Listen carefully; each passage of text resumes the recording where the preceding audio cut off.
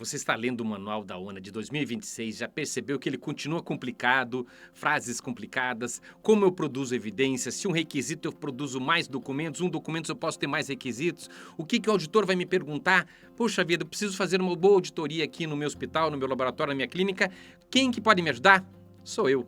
Eu sou Célio Luiz, consultor há mais de 40 anos, trabalho com a ONA desde 99, já fui instrutor de avaliadores, sou professor de MBA, atuo como consultor nessa área há muito tempo e vou aqui te ajudar, passar toda a minha experiência em todo esse sistema da ONU, de acreditação, tudo que funciona, tudo que não funciona, da melhor maneira possível e sempre de maneira prática para que você faça uma boa auditoria. Então é só você nos acompanhar, a gente tem a pretensão de publicar de 2 a 3 vídeos por semana, então você vai acompanhando, sempre na descrição vão estar definidos quais são os requisitos ou grupos de requisitos, lógico, as seções e subseções, e que você pode fazer a interpretação. Lembro também de você curtir, compartilhar, coloca algum comentário, qualquer coisa, pessoal. Dá um pause no vídeo, escreve qualquer coisa para que o YouTube entenda como relevante a gente consiga atingir mais pessoas aqui no Brasil para melhorar a qualidade da saúde. Porque um dia, mais cedo ou mais tarde, a gente precisa. É bom que a gente, que a gente não precisasse do serviço de saúde nunca, mas eventualmente a gente pode precisar. E nada é melhor que a gente ter contribuído para a saúde, melhorado a qualidade. Também eu deixo na descrição, se você tiver a intenção de nos contratar para uma consultoria presencial à distância, para mentorias individual em grupo e também nós temos a mentoria individual que você pode fazer uma consulta comigo, você pode reservar quantas horas você quer, também está na descrição do vídeo, você clica no link, escolhe o dia, faz o pagamento, tudo de maneira segura e você vai tirar a dúvida comigo, eu vou te ajudar das melhores maneiras possíveis. E lógico, na sequência a gente vai estar preparando o curso de implantação, é só você ficar atento aí, beleza? Mas então vamos entender o que é esses requisitos. E hoje nós vamos para mais um grupo. Vamos lá, pessoal? E hoje nós começamos um novo grupo, o grupo de requisitos 1.1.3, gestão de riscos organizacionais e assistenciais. Já falando aí do nosso requisito, identificar, classificar, avaliar e mitigar os riscos organizacionais e assistenciais de forma estruturada. Esse é o padrão desejado. E lógico, pessoal, quando a gente está falando de gestão de riscos, tem várias ferramentas e durante aqui as nossas aulas eu vou estar falando para vocês a que melhor funciona na área de saúde. Já testei, é uma experiência que vale a pena vocês acompanharem o vídeo até o final e aprenderem como é que a gente faz gestão de risco. Bom, no manual, ele coloca lá, implantar uma sistemática formal de gestão de riscos que cubra riscos organizacionais e assistenciais, ou seja, deixa mais claro que não é só o risco assistencial, mas o risco organizacional, como risco no setor financeiro, no faturamento, na segurança física das instalações, percebe? Na tecnologia implantada, ou seja, um ataque de vírus, de um malware, ou seja, tudo que envolve a organização, quer seja de maneira direta para o paciente, que a gente chama de assistencial, ou de maneira indireta, que são os apoios, a parte de organização, também deve contemplar a gestão de risco. Aí ele fala, critérios claros de identificação, classificação, avaliação e tratamento, deve incluir uma definição de escopo, responsabilidade, priorização por gravidade e impacto. Fala também ações preventivas e de mitigação. Por que mitigação, pessoal? Porque às vezes nenhum risco, você não tem como eliminar o risco, você tem que diminuir a possibilidade da ocorrência dele e às vezes você vai ter que conviver com esse risco. Capacitação das equipes, a comunicação das partes interessadas e integração com os processos da organização ou institucionais.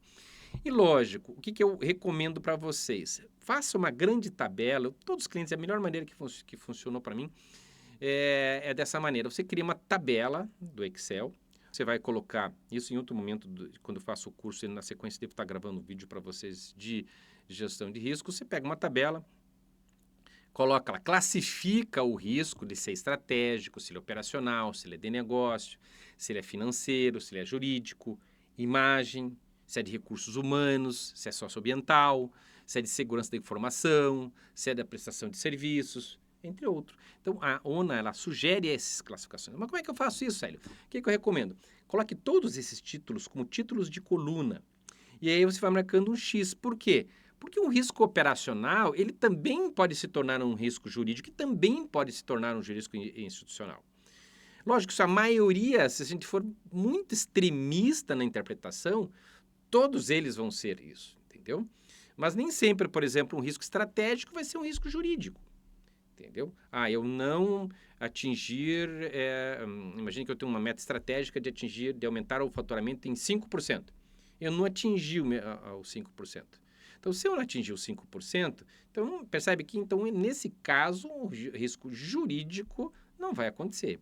Pode ser um financeiro, pode ser um risco de negócio. Para a imagem, não, depende, entendeu? Vai ser recursos humanos? Não. Então, cria uma tabelinha, coloca os títulos e vai marcando o X. Então, às vezes, vai marcar mais. Posso marcar mais de um X, Célio? Negócio financeiro? Pode, para marcar todos, se dependendo da descrição.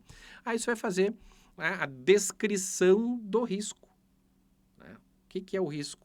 Qual que é a possibilidade do risco? Toma muito cuidado com a interpretação, com a descrição, com o português do risco. Porque se eu coloco, por exemplo, assim, princípio de incêndio na unidade de internação X. A contingência para um princípio de incêndio é uma coisa. Incêndio na unidade de internação, a contingência já é diferente. Você percebe? Então, depende como eu escrevo o risco, a contingência vai mudar.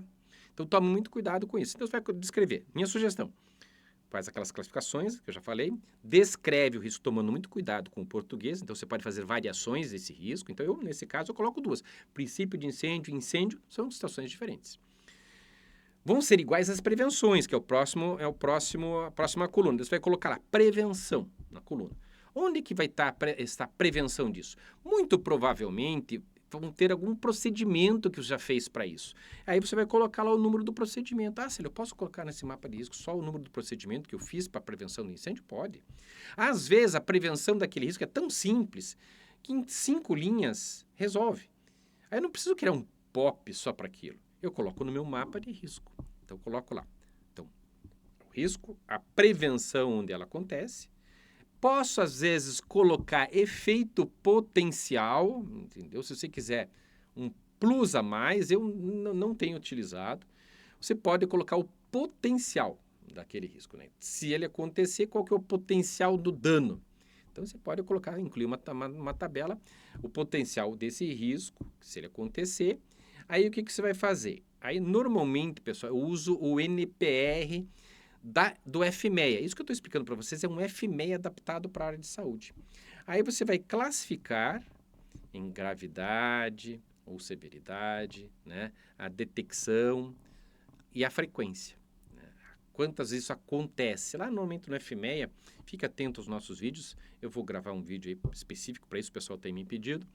Aí você vai multiplicar esses números dessa classificação e vai ter um NPR, um número provável de risco, que vai te dar um número grande lá, ou menor, ou pequeno, que você vai reclassificar, vai ordenar a planilha de Excel, né, do maior para o menor. E você pode até usar aquela formatação condicional, deixar seleciona todos os riscos, vai ficar em vermelho, laranja, em amarelo, né, verdinho.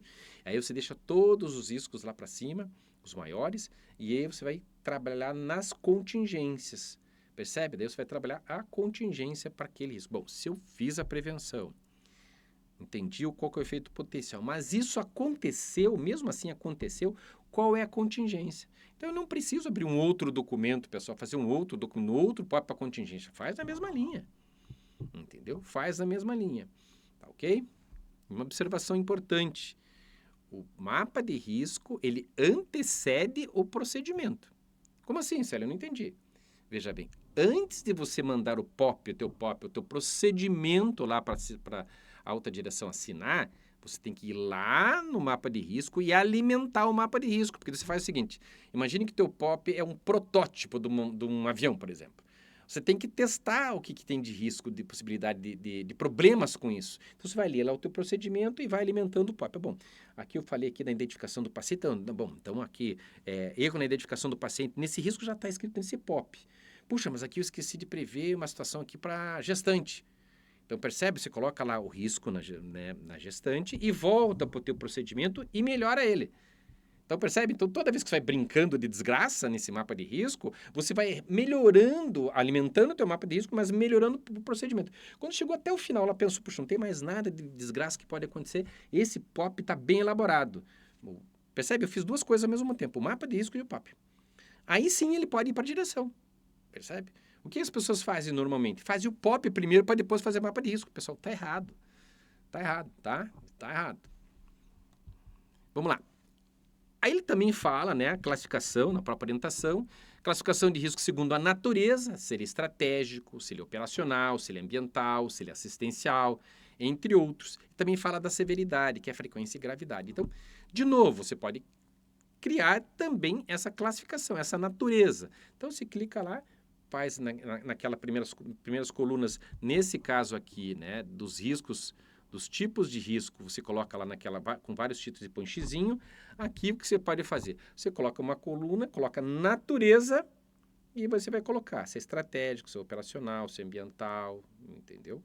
Aí você vai colocar todas as classificações. Então, você seleciona para aquele risco, bom, é um estratégico, é um operacional, é um ambiental, aí você dá uma filtrada, entendeu, nesse aspecto. Nenhum auditor vai te perguntar, nossa, esse aqui é um risco ambiental, está no estratégico.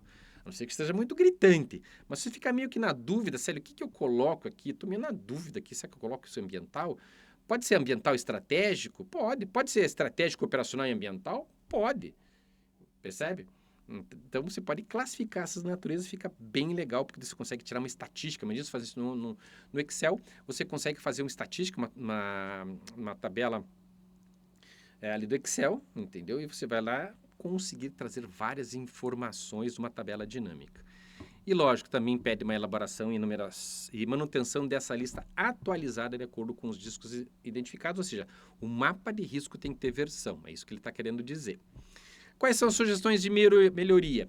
Ele fala em procedimentos documentados, gestão de risco, organizacionais e assistenciais, fala no mapa uma matriz de riscos atualizados.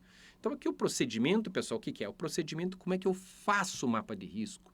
Qual que é a técnica, qual que é a metodologia? Então, você vai descrever no procedimento. E o formulário que pertence a esse procedimento vai ser lá a tua matriz, o teu mapa de risco e de contingência. Aí você vai ter todas essas informações com avaliação, priorização, tratamento de risco. Quando eu falei lá de se inverter, né, a tabela do Excel, pegar lá e colocar dos maiores para os menores, você está priorizando aqueles riscos que vão ter um NPR maior. Aí o plano de mitigação com responsáveis, prazo de acompanhamento, evidência e capacitação das equipes envolvidas, tá? Então, o que é importante vocês terem consciência? Quando ele fala que planos de mitigação com responsáveis, imagine o seguinte, que você fez lá o teu mapa de risco, o primeiro mapa de risco da instituição, e teve um lá que está com NPR de, sei lá, vamos chutar aqui um número, 150, por exemplo, né? Você vai deixar ele com 150, sendo que tem um mapa lá embaixo que está com 2 ou 3 de risco de NPR? Não. Para aqueles maiores riscos, você vai escolher aqueles maiores riscos e daí você vai fazer um plano de ação. Para quê? Para que diminua a frequência daquele risco. Posso dar um outro exemplo? Imagine o seguinte, vamos ser grosseiros só para ser didático, tá? Nesse sentido. Então, imagine que a cada 10 pacientes, cada 100 pacientes cadastrados na clínica, 10 está com erro de identificação. A hora que você fez o NPR e tal, ele está com 150 lá de possibilidade de risco. Por quê? Porque quando você faz a anotação no NPR da frequência, várias vezes na semana o número vai ser mais alto. Percebe? Então, o que acontece? Eu preciso diminuir a frequência daquele erro, daquela ocorrência, para diminuir o NPR do risco. Então, eu tenho que fazer um plano para derrubar aquele NPR de 150 para uns 80 ou 70. Então, talvez numa primeira rodada, eu baixo ele de 150 para 90. Opa, então já que aquele erro, aquele risco que acontecia várias vezes por semana, passou a acontecer por mês ou uma vez por mês. Opa, então você percebe que está diminuindo a frequência, ou seja, as pessoas estão mais atentas, os mecanismos estão mais controlados, percebe? Então, está diminuindo o NPR. Então, esse ciclo de vários planos de ação em relação a um mapa de risco é o chamado plano de mitigação. Aí você vai produzindo evidência. Puxa, aqui é o plano de ação número 1 para diminuir. Depois eu baixei de 150, baixei para 80, baixei para 40. Pô, agora chegou num número que eu não consigo mais baixar. Faz parte do processo. né? Eu estou convivendo com ele, eu mitiguei o máximo que eu pude nisso. Mas percebe, há uma história de mitigação que saiu dos 150 e caiu lá para os 40. Percebe? Aí eu tenho uma história, primeiro, de gestão de nível 1, de gestão de nível 2, porque cada plano de ação evidencia o nível 2. Percebe? E esses ciclos de planos de ação que vão melhorando o processo, lá na frente eu tenho evidência para nível 3. Percebe que bacana, pessoal? E lógico, a minha sugestão é o mapa de risco e contingência no mesmo documento, com classificação dos riscos com a natureza, e eu uso muito o FMEA, né, que fala já da frequência, da gravidade, da detecção e do NPR. E que eu acabei de falar para vocês é a versão e ciclos de melhoria com alteração desse NPR, pessoal. Vamos agora para o próximo item, que já estamos no nível 2. Veja lá, caiu 1, já o resto é nível 2. Relatar rotineiramente os resultados da avaliação de risco, identificação, gestão e mitigação, incluindo as lições aprendidas e suas implicações para a segurança do paciente e dos usuários para a alta direção. Olha que detalhe importante. Então, a alta direção, então, você tem que ter uma evidência que a alta direção recebeu aquele relatório, ou seja, tem que ter uma assinatura da direção, um ciente, uma entrega, um recibo que ela recebeu aquele relatório. Então, ela coloca lá, assegurar que a alta direção ou governança recebam relatórios periódicos sobre os riscos identificados, priorizados, mitigados e monitorados, ou seja, é o mapa de risco e os planos de ação. Percebe? Incluindo aprendizado, né? Ou seja, o relatório que aconteceu naquele plano de ação, foi eficaz, foi ineficaz, os treinamentos foram eficazes ou não eficazes, é o resultado do plano de ação para a alta direção. Incorporados na prática assistencial e gerencial. Então, os relatórios devem apoiar decisões estratégicas. Então, é importante que quando você estiver lá elaborando o planejamento estratégico, que você olhe no mapa de risco. Tem que estar escrito em algum lugar lá no planejamento estratégico que você também verificou os relatórios, a estudo, você tem que escrever de alguma maneira que você, para elaborar o planejamento estratégico, eu vou dar um exemplo agora, estou refazendo de um cliente o planejamento estratégico, que eles sempre deixam para fazer no final de janeiro, início de fevereiro. É isso que nós estamos fazendo. Eu estou incluindo algum texto dizendo assim, olha, em relação aos planos de ação dos mapas de riscos do ano passado, foi evidenciado isso e isso. Para esse ano, o plano estratégico em relação a riscos é isso. Então, percebe? Eu preciso evidenciar, tem que estar escrito no planejamento estratégico que eu fiz gestão de risco e que eu tratei essa gestão de risco como alta direção. A sugestão de evidências são os registros formais, né? Ou seja, o relatório para a alta direção, basicamente isso, né? Esse relatório periódico, de acordo com as liberações, com as atas, baseado na gestão de risco. Lógico, quem vai determinar essa frequência são os critérios de governança. Em algum documento lá da governança, que fala sobre os controles, sobre os relatórios da alta direção, ela deve mencionar aqui, né, até escrevi para vocês, a frequência dos relatórios definidos nos procedimentos de governança. E também lá prevê que a alta direção tem que ter ciência desse documento de maneira formal e que eu falei para vocês incluir aqui no planejamento estratégico, pessoal. Vamos para o próximo? Mais um de nível 2, acompanhar o plano de gerenciamento proativo de riscos, com ações preventivas, controles e monitoramento contínuo. Ou seja, é o registro de ocorrência, é o registro de incidentes, é para você verificar se aquela frequência está aumentando ou diminuindo em relação ao risco, em relação lá ao FMEA. E a orientação, o que é? Estruturar e implementar um plano formal de gerenciamento de risco, que é isso que eu falei para vocês, esses planos de ação para diminuir o SNPR, com abordagem proativa, definindo prioridades, responsabilidades, prazos e estratégias. Pessoal, o que é prioridade? Quando você faz o NPR e deixa lá para cima os riscos com maior número, ali você está definindo a prioridade. Quando você está dando... O que é responsabilidade, Célio? Quando você fez um plano de ação, diz, Célio, você é responsável para fazer isso na recepção. Maria, você é para fazer isso no centro cirúrgico. Você está definindo responsabilidades. Você tem um prazo, esse nosso plano de ação vence no próximo trimestre. Então, até o final do próximo trimestre, nós temos que fazer isso. Percebe? É basicamente isso, pessoal. Então, o plano deve ter controles preventivos, revisão periódica, né, mudança de versão, a integração com gestão de incidentes. O que é? A integração lá com o sistema de registro de ocorrência. Percebe? Quando eu faço lá um registro de ocorrência na recepção, no centro cirúrgico, na farmácia, por alguma coisa, eu não posso simplesmente analisar se aquela ocorrência é crítica ou não crítica. Eu também tenho que classificar isso, mas eu tenho que fazer lá uma correlação com o risco. Bom, essa ocorrência anotada está correlacionada com qual risco do meu mapa de risco? Ah, está correlacionado com o risco 444, com essa descrição.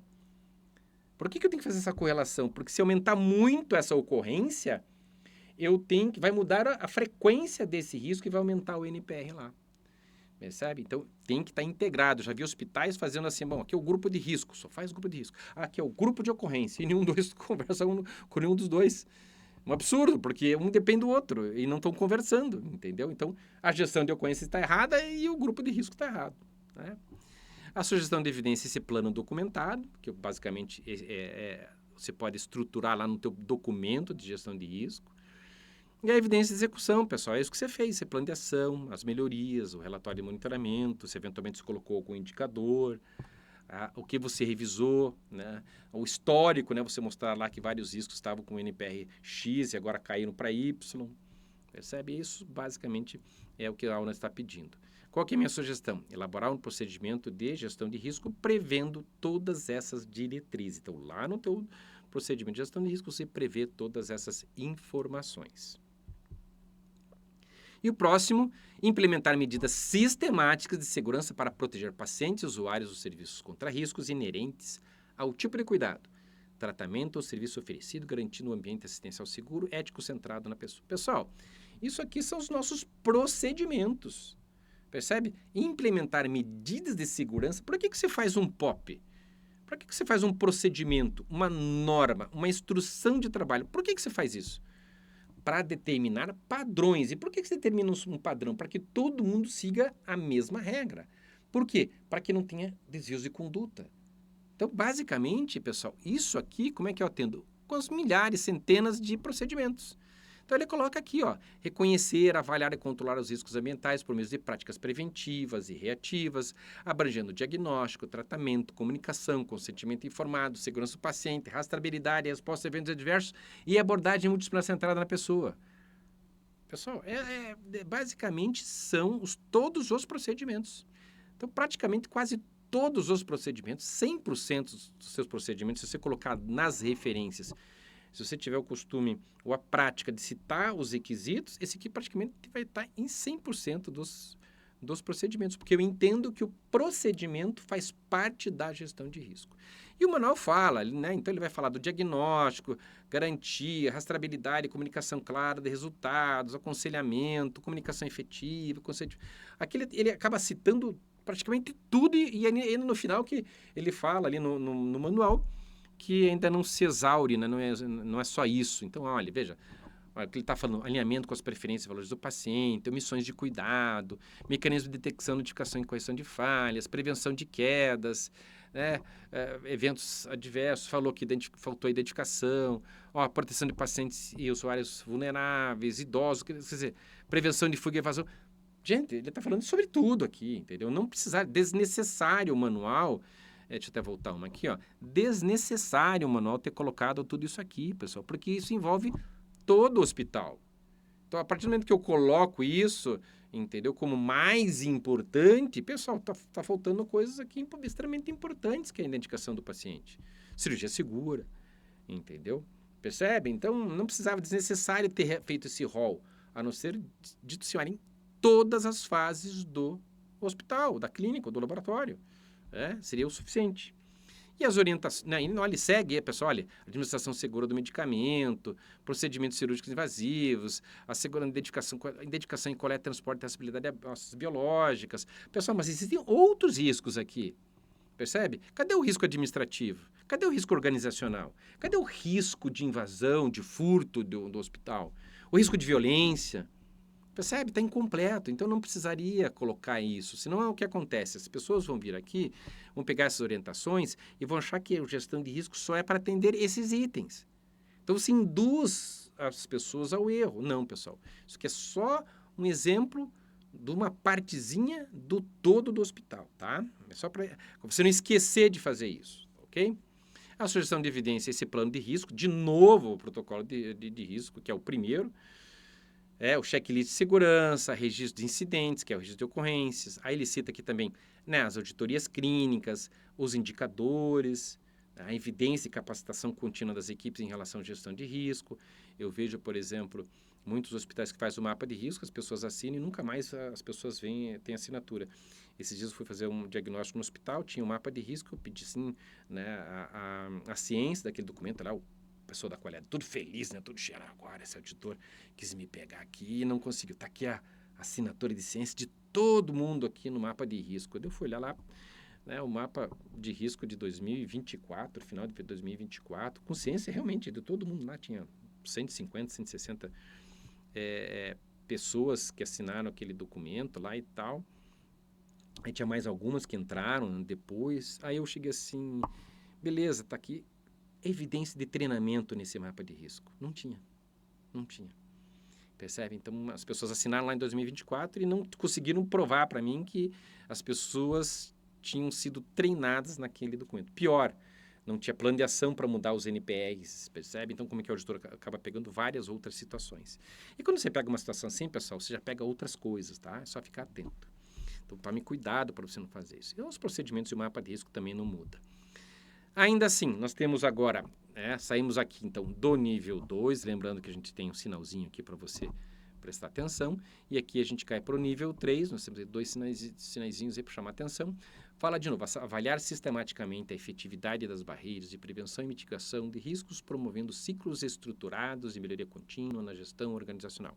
Lembra lá do almanaque que eu já falei em outros vídeos aqui. Então, o que ele fala? Avaliar periodicamente se as barreiras de segurança implantadas são eficazes na redução de probabilidade e impacto dos riscos. Então, veja bem, o que eles colocam aqui? O manual ele é complicado mesmo se a pessoa não for atenta, não tiver um bom conhecimento, pessoal. Isso não é culpa de vocês. É que requer uma bagagem enorme de muita história. Então, por isso que eu resolvi gravar esses vídeos, porque é uma das dificuldades que eu percebo. Tem certas palavras no manual que requerem muito conhecimento, muita história de conhecimento para você fazer a interligação disso. Veja bem, quando eu coloco aqui, ó, são eficazes na redução da probabilidade e do impacto dos riscos. Quando eu falo em probabilidade, eu estou falando em NPR, pessoal, eu estou falando em FMEA. Então, você percebe, de alguma maneira, às vezes as pessoas que elaboraram o texto trabalham com FMEA e o subconsciente delas joga isso no texto. Só que quando ela fala na probabilidade, eu vou ter que usar uma ferramenta que se alia a essa situação. Então, embora a ONA às vezes não seja prescritiva, ela não pode ser, por isso que aqui está em orientação, então você pode fazer isso. Mas quando ela coloca probabilidade, pessoal, não vamos tapar o sol com a peneira. O que vocês acham que o auditor vai cobrar? Quando eu coloco uma orientação, se você atendeu aquilo, beleza, o que ele vai cobrar? Ele vai ler aquilo, quando ele lê probabilidade, se ele for um bom auditor, se ele for um auditor preparado, bom, falou em prioridade, aliás, em probabilidade, está falando em probabilidade, está falando em NPR, está falando em FMEA, percebe? Não que eu não possa usar outras ferramentas, desde que eu consiga provar, estabelecer, evidenciar, provar probabilidade. Então, qualquer outra ferramenta que não determine probabilidade, eu vou ter problema de convencimento lá no nível 3. Por isso que eu sugiro, então, algumas ferramentas que eu sugiro para vocês, pessoal, porque eu vejo o contexto inteiro, e como eu fui muitos anos avaliador, eu sei o que facilita de maneira didática. Eu também sou professor, então, o que a didática, porque não adianta você conhecer tudo, fazer um monte de pop e na hora de apresentar para o avaliador, não conseguir fazer essa correlação de documentos, de trabalho, percebe? É o que é o mais importante, que é o mais importante que é aqui nesse vídeo que eu passo para vocês. Então, lembrando, deixa o seu like, dá um pause aí dá uma pausa no vídeo, escreve alguma coisa, algum comentário, compartilha com alguém, compartilha no WhatsApp. Agora que você compartilha, faz o link, compartilha o vídeo no WhatsApp, o YouTube entende que você está mandando para alguém que é relevante. Isso ajuda, é uma forma de você agradecer todo o nosso conhecimento que a gente está passando para vocês, ok? E a sugestão de evidência, pessoal, já falei, então esse plano de barreira, esses relatórios de monitoramento, basicamente, se você analisar o nível 3, é o ciclo de melhoria. São aqueles planos de ação que eu falei para você no início da aula, o monitoramento da efetividade das barreiras. Então, eu não posso ter um NPR lá em cima, a não ser que aquele NPR que já está exaurido, que não tem mais o que fazer, que eu estou convivendo com aquilo. Mas até eu chegar nesse ponto, eu tenho que ter pelo menos alguns ciclos de melhoria. Por quê, pessoal? Quando eu faço o primeiro mapa de risco, a frequência é teórica. Eu faço... quantas vezes tem problema de identificação do paciente? Ah, deve ser umas 3 por mês. É um chute na prática. A primeira vez que você faz o mapa. Então, passado um tempo, passado 6 meses, aí você vai correlacionar. Opa, eu tinha colocado aqui que eram 3 a frequência desse risco. Não, está acontecendo 3 vezes por semana. Então, se eu faço 3 vezes por semana, muda o meu NPR. Então, esse ciclo aqui, para chegar no nível 3, eu tenho que ter justamente essas informações bem claras para poder produzir evidência. Então, percebe que para chegar no nível 3, não começa a partir do momento que você foi certificado nível 2, né? Opa, já fez a manutenção de nível 2, puxa, agora temos que recertificar. Puxa, agora nós vamos buscar o nível 3, agora vamos fazer nível 3. Não, pessoal, nível 3 começa lá no nível 1. Quanto melhor for feito o teu nível 1, melhor vai ser o teu desempenho no nível 3. E é isso que as pessoas não entendem na implantação da gestão da qualidade. Eu tenho pego muitos hospitais fazer treinamento, capacitação aí em relação à ONA, principalmente agora com o manual novo. Pessoal, eu chego em vários hospitais, olha, a amostragem é 90%. As pessoas, né, pegam às vezes consultorias, treinamentos, que fazem as pessoas implantar tudo para o nível 1. Gente, aí quando chega no nível 2, você tem que, como se, sabe, se construísse uma casa, não, agora vamos fazer o nível 2. Demole aqui, demole aqui, demole aqui. Puxa, agora aqui deu trabalho, porque tem uma coluna aqui no meio. Percebe? Aí monta tudo. Aí chega no nível 3, não, quebra aqui, quebra aqui, quebra aqui, quebra ali, quebra ali. Entendeu? Não é assim que se faz a implantação da ONA, pessoal. A gente implanta, toda vez que eu vou implantar a ONA numa instituição, eu faço todas as fundações, toda a estrutura prevendo o nível 3. Eu não implanto. Quem está dizendo que vai implantar vocês para o nível 1, está dizendo que aceita isso, está enganado. Vai implantar isso em 6 meses. Parabéns para vocês. Não vai dar certo no final, ok? Chegamos ao final de mais um bloco. Lembro de você curtir, compartilhar, escrever alguma coisa para ajudar aqui o professor a atingir mais pessoas, para melhorar a qualidade no Brasil e para que você faça uma boa auditoria. Lembra de deixar o sininho ligado e fazer algum comentário, pessoal. Até a próxima!